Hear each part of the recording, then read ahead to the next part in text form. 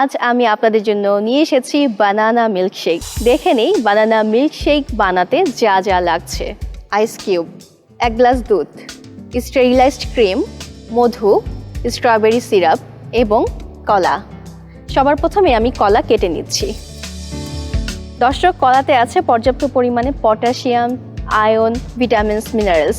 যাদের কিনা আয়রনের ঘাটতি আছে তাদের ক্ষেত্রে কলা বেশ উপকারী এবং এতে ফাইবার থাকার কারণে যাদের কনস্টিপেশনের প্রবলেম আছে তাদের ক্ষেত্রেও বেশ উপকার সাধন করে এবং কলাতে প্রচুর এনার্জি।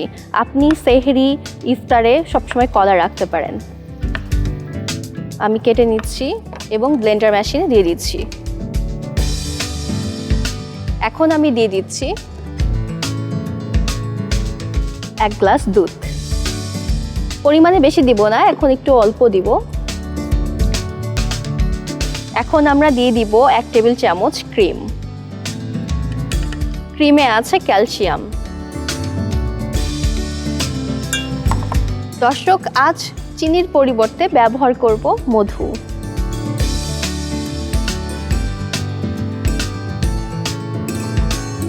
যারা কিনা কলা পছন্দ করে না তারা এই স্ট্রবেরি সিরাপ ব্যবহার করতে পারেন। এতে করে কি হবে, কলার যে একটি ঘ্রাণ বের হয়, যারা অনেকেই পছন্দ করেন না তারা এই বানানা মিল্কশেক খেতে স্বাচ্ছন্দ্য বোধ করবেন। তাই আমি এখানে দিয়ে দিচ্ছি স্ট্রবেরি সিরাপ এবং দিয়ে দিচ্ছি 2 টুকরো আইস কিউব। এখন আমি ব্লেন্ড করব।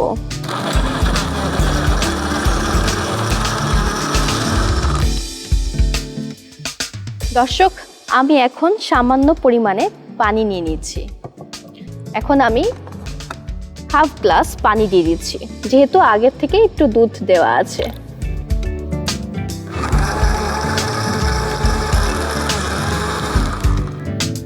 দর্শক, আমার বানানা মিল্কশেক অলমোস্ট ডান। এখন আমি একটি গ্লাস নিয়ে নিচ্ছি পরিবেশনের জন্য।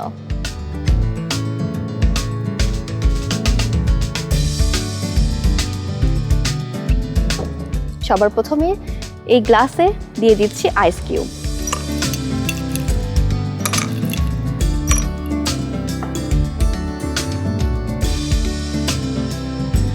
গ্লাসের ভেতরে চারপাশে মধু দিয়ে গার্নিশিং করছি।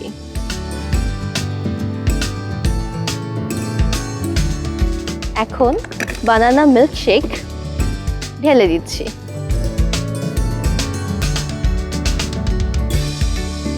ফিনিশিংয়ে আমি একটু স্ট্রবেরি সিরাপ দিয়ে দিচ্ছি। সর্বশেষ এখন দিয়ে দিব একটি স্ট্র। দেখে নিলেন, খুব সহজেই তৈরি হয়ে গেল মজাদার, পুষ্টিকর, ঝটপট এই রেসিপি বানানা মিল্কশেক। কেউ দেরি না করে ঝটপট বানিয়ে ফেলুন এই রেসিপি এবং পরিবেশন করুন আপনার ইফতার টেবিলে।